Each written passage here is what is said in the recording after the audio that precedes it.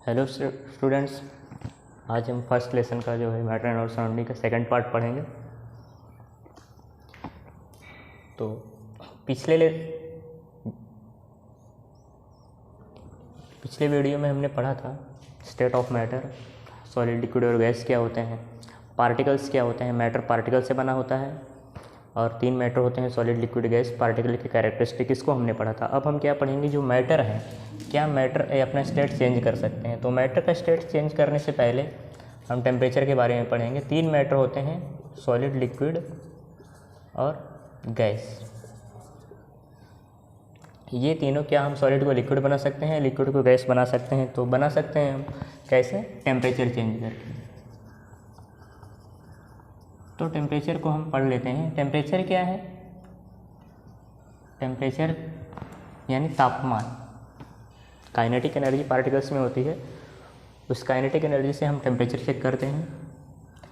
Temperature को हम के से रिप्रेजेंट करते हैं। के क्या है, के मतलब है केल्विन। केल्विन टेम्परेचर की क्या है, SI यूनिट। बाकी डिग्री सेल्सियस, फ़ारेनहाइट, ये क्या है, ये भी यूनिट्स हैं, बट SI यूनिट क्या है, केल्विन है। तो डिग्री सेल्सियस और केल्विन में क्या रिलेशन है, 0 डिग्री सेल्सियस इक्वल टू होता है 273.15 केल्विन, जो कि अप्रॉक्सीमेटली इसको राउंडिंग ऑफ करके हम 273 केल्विन यूज करते हैं। 0 degree centigrade equal to 273 kelvin, ये राउंडिंग ऑफ करके फिगर आता है, ठीक। तो इसका कन्वर्जन हम कैसे करेंगे। मान लो 10 डिग्री सेल्सियस किसी चीज़ का टेम्परेचर है, तो अगर इसको हमने लिखा है कन्वर्ट इनटू केल्विन, तो कैसे कन्वर्ट करेंगे हम। 10 डिग्री सेल्सियस है, यानी 10 प्लस 273 इक्वल टू क्या हो जाएगा, 373 केल्विन। ऐसे ही अगर 25 डिग्री सेल्सियस किसी चीज़ का टेम्परेचर दिया है, तो इसको हम कैसे कन्वर्ट करेंगे, 25 प्लस 273 इक्वल टू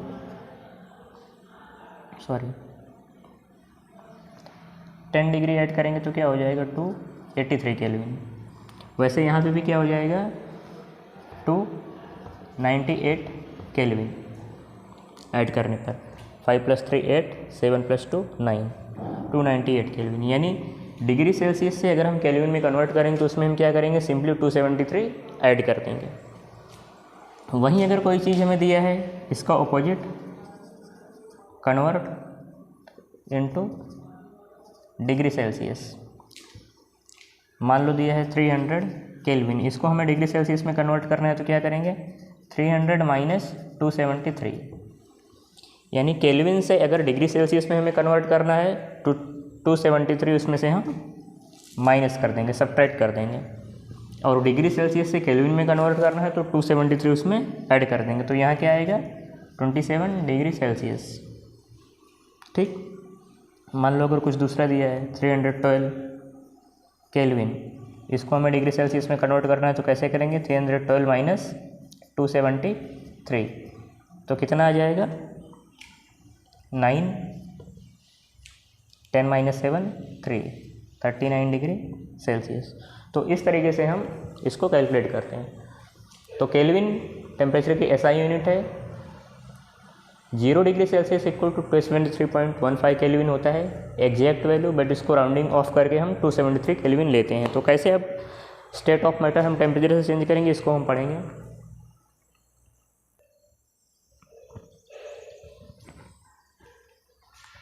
पहले हम सॉलिड देखेंगे। अगर कोई चीज़ सॉलिड है, तो सॉलिड में क्या हमने पढ़ा था, पार्टिकल्स सॉलिड में क्या होते हैं, कॉम्पैक्टली अरेंज होते हैं। तो सॉलिड को जब हम हीट करेंगे तो उसके पार्टिकल्स क्या होंगे, एनर्जी मिलेगी उनके पार्टिकल्स, जो पार्टिकल्स हैं उन्हें एनर्जी मिलेगी। मान लो कि ये सॉलिड के पार्टिकल्स हैं, सॉलिड के पार्टिकल्स क्या हैं, बहुत कॉम्पैक्टली अरेंज हैं। और जब इसको हम हीट देंगे, हीट प्रोवाइड करेंगे, मान लो हम इसको हीट कर रहे हैं, तो ये पार्टिकल्स क्या होंगे, इनमें वाइब्रेशन होता है। जो सॉलिड के पार्टिकल्स होते हैं इनमें वाइब्रेशन होता है। तो हीट जैसे मिलेगा तो इनमें जो बॉन्ड होगा, इनके बीच का जो बॉन्ड होगा वो कमज़ोर होगा, और इनकी जो काइनेटिक एनर्जी है बढ़ेगी। जब हम टेम्परेचर बढ़ाएंगे इसका, तो काइनेटिक एनर्जी क्या होगी, पार्टिकल्स की इंक्रीज होती है। पिछली वीडियो में हमने पढ़ा था। तो जब काइनेटिक एनर्जी इंक्रीज होगी तो धीरे धीरे इनकी काइनेटिक एनर्जी क्या होती रहेगी, इंक्रीज होती रहेगी। तो हम इसको एक एग्जांपल लेके पढ़ते हैं सॉलिड को। पहले हम देखते हैं आइस। आइस क्या है, सॉलिड है। अब आइस को जब हम हीट करेंगे तो आइस हीट होगा और हीट होके जो इसके पार्टिकल्स दूर दूर जाएंगे। तो हीट होने के बाद क्या होगा, ये धीरे धीरे ये कन्वर्ट होना स्टार्ट हो जाएगा किसमें, लिक्विड में। आइस कन्वर्ट होगा हीट होकर, जब इसकी काइनेटिक एनर्जी ज़्यादा बढ़ जाएगी और इसके पार्टिकल्स दूर दूर होने लगेंगे। दूर दूर हो जाएंगे तो क्या होगा, ये आइस से लिक्विड में कन्वर्ट हो जाएगा। आइस सॉलिड है, टेम्परेचर क्या है 0 डिग्री सेल्सियस। लिक्विड भी टेम्परेचर हम क्या होगा 0 डिग्री सेल्सियस। यहाँ पे हमें समझना पड़ेगा टेम्परेचर दोनों का 0 डिग्री सेल्सियस ही क्यों है। ठीक, इसमें एक वर्ड आया है लेटेंट हीट। लेटेंट हीट क्या होता है, हमें लेटेंट हीट को समझना पड़ेगा। तो चलो हम इधर लेटेंट हीट को समझ लेते हैं। मान लो वाटर है हमारे पास, 100 ml वाटर है एक बीकर में। इसका टेम्परेचर है 10 डिग्री सेल्सियस और इसको हम हीट कर रहे हैं, इसको हम हीट कर रहे हैं और इसका टेम्परेचर जो है इंक्रीज हो गया। इंक्रीज हो गया, इसका टेम्परेचर कितना हो गया 20 डिग्री सेल्सियस हो गया। तो यहाँ पे क्या हुआ, यहाँ पे जो हमने हीट दिया, हमने क्या किया, हीट किया। तो पहले टेम्परेचर कितना था 10, हीट करने के बाद टेम्परेचर 10 से क्या हुआ 20 हुआ। ठीक, बट इस केस में कैसे क्या हो रहा है कि टेम्परेचर कितना है आइस का 0 डिग्री सेल्सियस। हीट तो हम कर रहे हैं, हीट जो है किया जा रहा है, बट टेम्परेचर कितना है, लिक्विड बन रहा है बट 0 डिग्री सेल्सियस ही। तो यहाँ पे टेम्परेचर कहाँ गया, तो ये इसी टेम्परेचर को हम क्या कहते हैं, लेटेंट हीट। यहाँ पे ये जो 100 ml हमने वाटर लिया है ये क्या है, ये लिक्विड है। जो 100 ml वाटर हमने यहाँ पे लिया है ये क्या है, लिक्विड है। जो यहाँ पे 100 ml है ये भी क्या है, ये भी सेम चीज़ है, लिक्विड है। तो अगर दोनों जगह लिक्विड है, लिक्विड को हम हीट कर रहे हैं, लिक्विड लिक्विड ही है, तो यहाँ पे हीट इंक्रीज होगी। बट यहाँ पे क्या है, यहाँ पे आइस है। आइस क्या है, सॉलिड है। सॉलिड को जब हम हीट करेंगे और सॉलिड लिक्विड में कन्वर्ट होगा तो जो हीट एनर्जी है, हीट एनर्जी कहाँ यूज हुई, हीट एनर्जी ये जो बॉन्ड है इस बॉन्ड को कमज़ोर कर रही है। जो पार्टिकल्स है, पार्टिकल के बीच में जो बॉन्ड है उस बॉन्ड को कमज़ोर कर रही है। यहाँ पे ये हीट एनर्जी यूज हुई, तो इसी हीट को क्या कहते हैं, लेटेंट हीट कहते हैं। ठीक, एक बार इसको हम फिर से समझ लेते हैं लेटेंट हीट क्या होता है।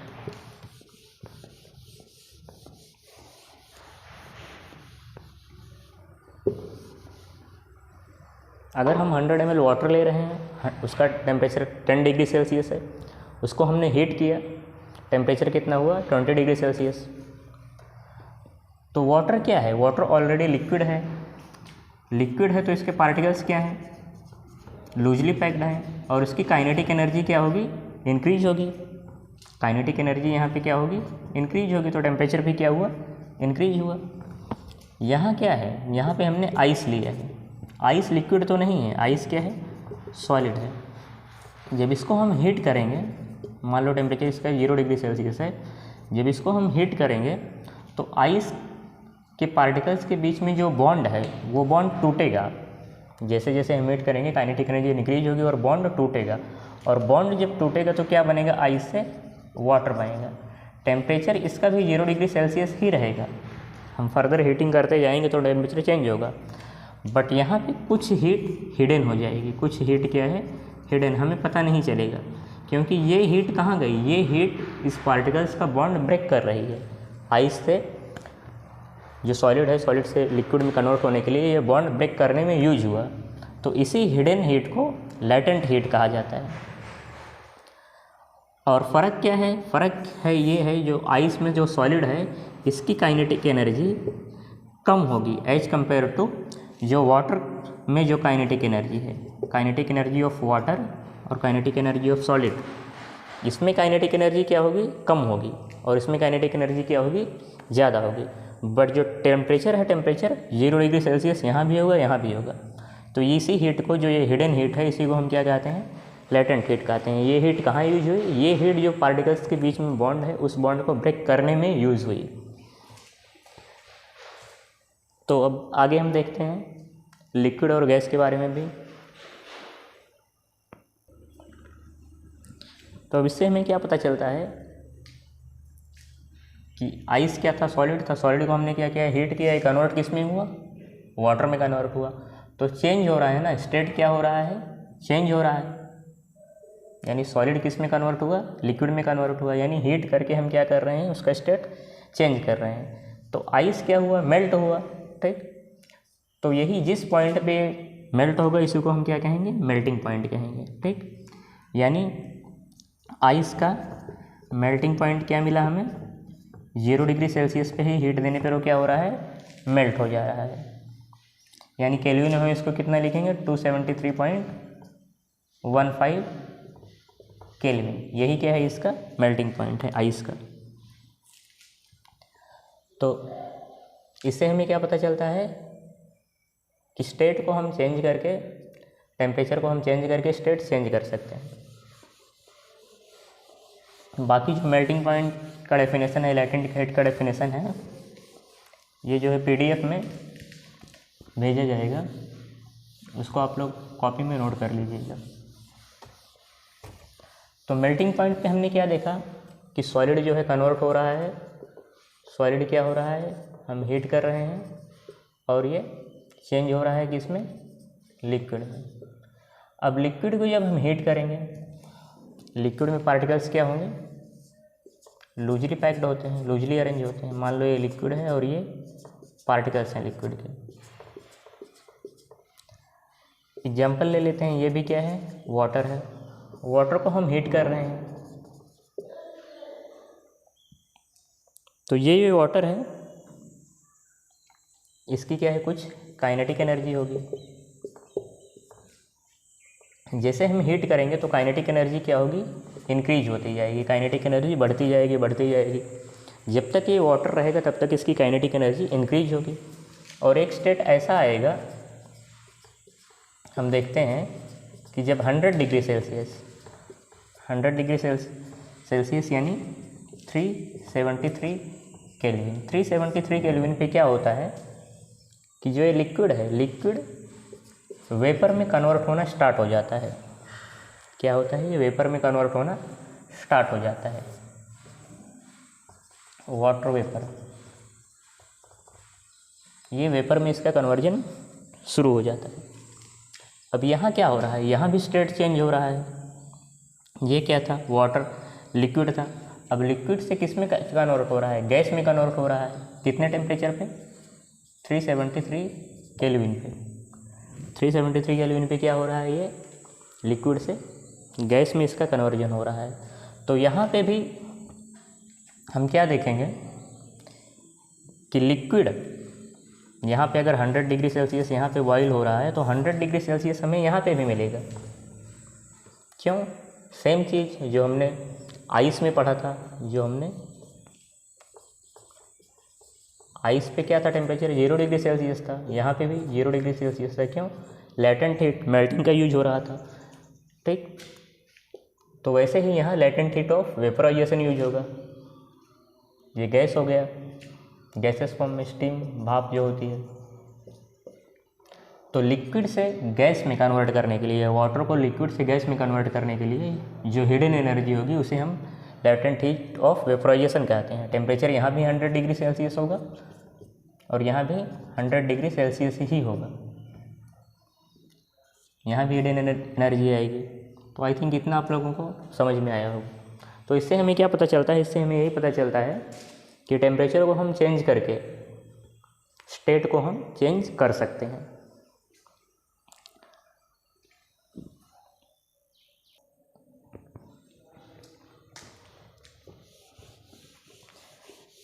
इसके बाद हम सब्लिमेशन और डेपोजिशन क्या होता है इसको भी समझेंगे। मेल्टिंग पॉइंट, बॉइलिंग पॉइंट क्या होता है इसको हमने समझा।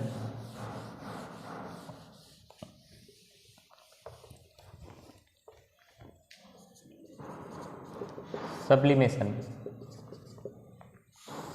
अभी तक हमने क्या पढ़ा, अभी तक जो हमने चेंजेस पढ़े, पहले उसमें हमने क्या पढ़ा, सॉलिड को हीट करने पर वो क्या होता है, लिक्विड फॉर्म में कन्वर्ट होता है, और लिक्विड को हम फर्दर हीट करेंगे तो वो क्या होता है, गैस में कन्वर्ट होता है।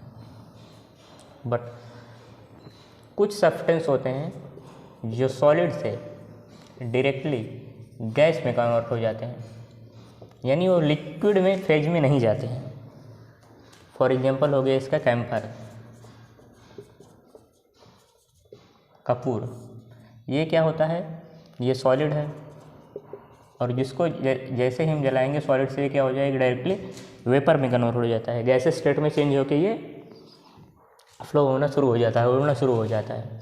तो इसी प्रोसेस को हम क्या कहते हैं, सब्लिमेशन कहते हैं, कि जो ये अपना स्टेट चेंज कर रहा है, a change of state directly from solid to gas, ये जो चेंज है स्टेट डायरेक्टली सॉलिड से किस में है, गैस में, इसी प्रोसेस को क्या कहते हैं, सब्लिमेशन। नॉर्मल प्रोसेस क्या है, नॉर्मल जो हमने पढ़ा, नॉर्मल प्रोसेस तो ये है, सॉलिड लिक्विड में कन्वर्ट होगा और लिक्विड से फिर गैस में होगा हीट करने पर। बट सब्लिमेशन में क्या होता है, कैम्फर डायरेक्टली गैस में कन्वर्ट हो रहा है, solid to directly gas. Next क्या है, डेपोजिशन। डेपोजिशन क्या होता है, गैस डायरेक्टली कन्वर्ट होता है किसमें, सॉलिड। क्यों, यहाँ पे क्या प्रोसेस हो रहा है, कूलिंग हो रही है यहाँ पे। वैसे नॉर्मली क्या होता है कि गैस को जब हम कंडेंसेशन करते हैं, गैस जब कंडेंस होती है, कंडेंसेशन के बाद गैस लिक्विड में कन्वर्ट होती है, और लिक्विड को जब हम कूल करते हैं तो क्या होता है, ये सॉलिड होता है। अगर वाटर वेपर है, स्टीम है, स्टीम को हम कंडेंसेशन करेंगे तो क्या होगा, वाटर होगा, और वाटर को हम कूल करेंगे तो वो आइस बनेगा। यानी हम टेम्परेचर जब कम कर रहे हैं तो क्या हो रहा है, इस तरीके का चेंज हो रहा है, और बढ़ाने पर सॉलिड लिक्विड गैस, कम करने पर स्टीम वाटर और आइस। बट यहाँ पे क्या हो रहा है, अगर ये नॉर्मली गैस है यानी इस फॉर्म में है तो इसे गैस के बाद लिक्विड फॉर्म में जाना चाहिए, बट ये गैस से डायरेक्टली कहाँ जा रहा है, सॉलिड में जा रहा है। तो इसी प्रोसेस को क्या कहते हैं, डेपोजिशन कहते हैं। ये कहाँ होता है, ये मोस्टली जो फ्रॉस्ट वगैरह होता है, फ्रॉस्ट लीव्स जो पत्तियाँ होती हैं पेड़ों की, उस पर बर्फ़ जमा हो जाता है ना, आइस जमा हो जाता है, फ्रॉस्ट आइस जमा हो जाता है, तो ये इसी को जो है डेपोजिशन कहते हैं। वो गैसेस फॉर्म में रहता है एटमॉस्फेयर में, जो है ठंडी के सीजन में, विंटर सीजन में जो गैस रहती है, गैस लीव्स पे क्या होती है, डिपॉजिट हो जाती है फ्रॉस्ट बन के, तो वो लिक्विड में ना जाके डायरेक्टली सॉलिड में हो जाती है। तो इसी प्रोसेस को क्या कहते हैं, डेपोजिशन कहते हैं। तो नॉर्मल मेथड हमारा क्या था, किसी चीज़ को अगर हम हीट करेंगे तो वो सॉलिड है, सॉलिड से लिक्विड में होगा, लिक्विड से गैस में होगा। अगर गैस है तो उसको हम कूल करेंगे, ठंडा करेंगे, टेम्परेचर कंडेंसेशन होगा तो लिक्विड में होगा, और लिक्विड के बाद वो सॉलिड में कन्वर्ट होगा। बट ये दोनों क्या है, एक्सेप्शन है, सब्लिमेशन और deposition. Sublimation solid to directly gas, और डेपोजिशन क्या है, गैस टू डायरेक्टली सॉलिड। तो ये हो गया मैटर के बारे में। तो मैटर के बारे में हमने आज क्या क्या पढ़ा इस वीडियो में, कि कोई भी मैटर का टेम्परेचर चेंज करके हम उसका स्टेट चेंज कर सकते हैं। जब किसी भी मैटर में क्या होते हैं, पार्टिकल्स होते हैं, जब उसका टेम्परेचर बढ़ाते हैं हम तो उसके पार्टिकल्स की काइनेटिक एनर्जी बढ़ती है। और फेज चेंज होने के लिए, यानी स्टेट सॉलिड से अगर कोई चीज़ लिक्विड में चेंज हो रहा है तो ये क्या है, ये चेंज स्टेट चेंज हो रहा है। तो स्टेट चेंज होने में जो एनर्जी रिक्वायर्ड होती है, जो एनर्जी यहाँ यूज होती है, इसी एनर्जी को क्या कहते हैं, लेटेंट हीट। जो हीट यहाँ पे दिया जाता है स्टेट चेंज करने के लिए सॉलिड टू लिक्विड, उस हीट को हम लेटेंट हीट कहते हैं। लेटेंट यानी होता है हिडन यानी छुपा हुआ, छुपी हुई एनर्जी है ये, जो क्या करती है, जो पार्टिकल्स के बीच में जो अट्रैक्शन है उसको कम करती है या कमज़ोर करती है। फर्स्ट वीडियो में हमने पढ़ा था पार्टिकल्स के बीच में क्या होता है, अट्रैक्शन होता है, उनके बीच में एक अट्रैक्शन होता है, ये पार्टिकल्स का कैरेक्टरिस्टिक होता है। तो लेटेंट हीट यानी छुपी हुई हीट होती है, छुपी हुई एनर्जी जो इनके पार्टिकल्स को कमज़ोर करती है, यानी उनके बीच जो बॉन्ड है उस बॉन्ड को कमज़ोर करती है। एक ये हमने पढ़ा मेल्टिंग पॉइंट, सॉलिड से लिक्विड में अगर कन्वर्ट हो रहा है तो उसका क्या है, मेल्टिंग पॉइंट है। बॉइलिंग पॉइंट क्या है, बॉइलिंग पॉइंट में लेटेंट हीट क्या होती है, बॉइलिंग पॉइंट यानी अगर कोई चीज़ लिक्विड से गैस में कन्वर्ट हो रही है तो ये बॉइलिंग पॉइंट होगा। इसको हम क्या कहेंगे, इसको हम लेटेंट हीट ऑफ वेपोराइजेशन कहेंगे। क्यों, क्योंकि गैस है, लिक्विड गैस में कन्वर्ट हो रहा है, गैस क्या है, वेपर है, गैस यानी वेपर।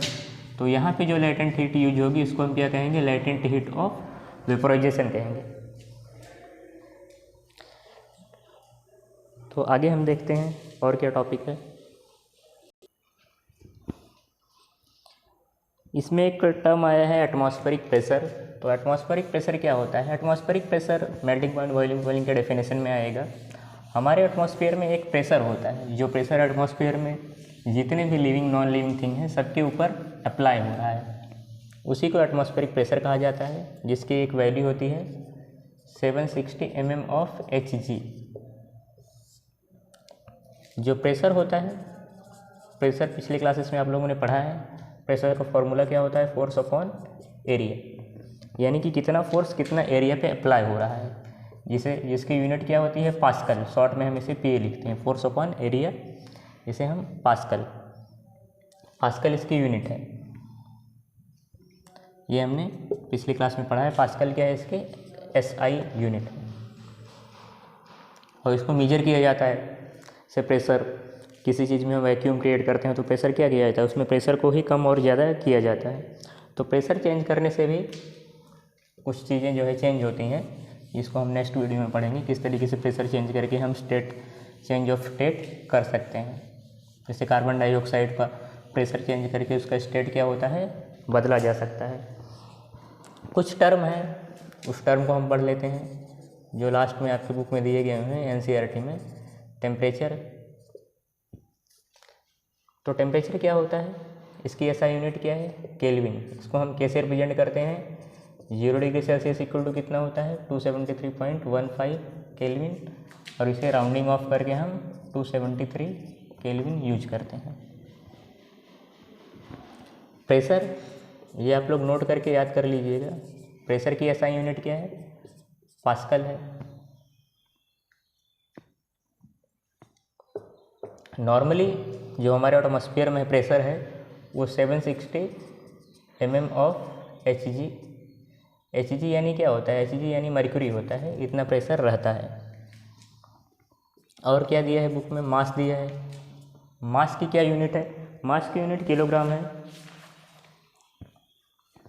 और मास क्या होता है, मास होता है amount of matter present in any substance. और क्या दिया गया है, लेंथ,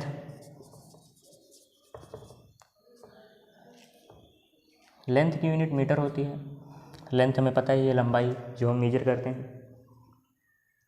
वेट की यूनिट क्या होती है, न्यूटन होती है। वेट की यूनिट न्यूटन होती है। वेट और मास में थोड़ा सा डिफरेंस होता है कि वेट जो है ग्रेविटी पे डिपेंड करता है। वेट जो है force exerted by gravity. Weight का क्या फॉर्मूला है, force due to gravity. Gravity की वजह से जो फोर्स होता है वही वेट होता है। मास किसी चीज़ का कांस्टेंट है, मास क्या है, कांस्टेंट है। अगर किसी चीज़ का मास 1 kg है, अगर 1 kg अर्थ पे है तो 1 kg मून पे भी रहेगा, बट वेट जो है चेंज हो जाएगा, क्योंकि अर्थ पे जो ग्रेविटी है कुछ और है, मून पे ग्रेविटी कुछ और है, इसीलिए वेट क्या होगा, चेंज होगा, बट मास क्या है, कांस्टेंट है। और क्या यूनिट दी गई है, वॉल्यूम। वॉल्यूम का क्या होता है, मीटर क्यूब होता है। मीटर क्यूब क्यों होता है, length into breadth into height. किसी चीज़ की लंबाई, चौड़ाई और ऊंचाई, इन तीनों को मल्टीप्लाई करते हैं तो वो वॉल्यूम आता है, हमें वॉल्यूम मिलता है। नेक्स्ट क्या है, डेंसिटी। डेंसिटी को हम ऊपर देख लेते हैं, कितना आप लोग नोट कर लीजिए, पॉज कर लीजिए और पॉज करके नोट कर लीजिए।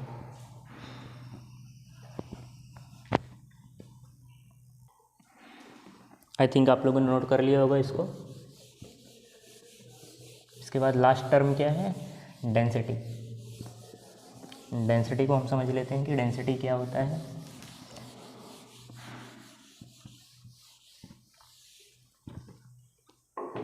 डेंसिटी क्या होता है, डेंसिटी होता है मास अपॉन वॉल्यूम। मास का हमने पढ़ा केजी यूनिट है, वॉल्यूम का क्या है, मीटर क्यूब। तो इसका यूनिट क्या हुआ, किलोग्राम पर मीटर क्यूब। जैसे कि हमने सॉलिड, लिक्विड और गैस 3 मैटर के बारे में पढ़ा है। मान लो ये सॉलिड है, ये लिक्विड है और ये गैस है। वॉल्यूम हमने 3 बॉक्स लिया, वॉल्यूम क्या है 1 मीटर क्यूब, 1 मीटर क्यूब और 1 मीटर क्यूब, तीनों का है। पार्टिकल सॉलिड में कैसे होते हैं, कॉम्पैक्टली अरेंज्ड होते हैं। अगर ये सॉलिड है तो इसमें पार्टिकल्स क्या होंगे, कॉम्पैक्टली अरेंज होंगे, यानी स्पेस इनमें बीच में क्या होगा, बहुत ही कम होगा। लिक्विड में पार्टिकल्स कैसे हैं, लिक्विड में पार्टिकल्स लूजली अरेंज्ड हैं, लूजली पैक्ड हैं। और गैसेस में पार्टिकल्स कैसे हैं, वेरी लूजली। यानी सॉलिड, इससे हमें क्या पता चलता है, अब इसमें मास किसका ज़्यादा होगा, मास सॉलिड का ज़्यादा होगा। क्यों ज़्यादा होगा, क्योंकि इसमें पार्टिकल्स 1 मीटर क्यूब, वॉल्यूम तो तीनों का फिक्स है 1 मीटर क्यूब, वॉल्यूम क्या है तीनों का 1 मीटर क्यूब हमने लिया। बट पार्टिकल्स के अरेंजमेंट की वजह से सॉलिड के पार्टिकल्स उतने ही वॉल्यूम में ज़्यादा आ रहे हैं, लिक्विड के सॉलिड से कम है और गैस के बहुत ही कम है। तो इससे हमें क्या पता चल रहा है, सॉलिड की डेंसिटी क्या होगी, सबसे ज़्यादा होगी, लिक्विड की उससे कम और गैस की उससे कम।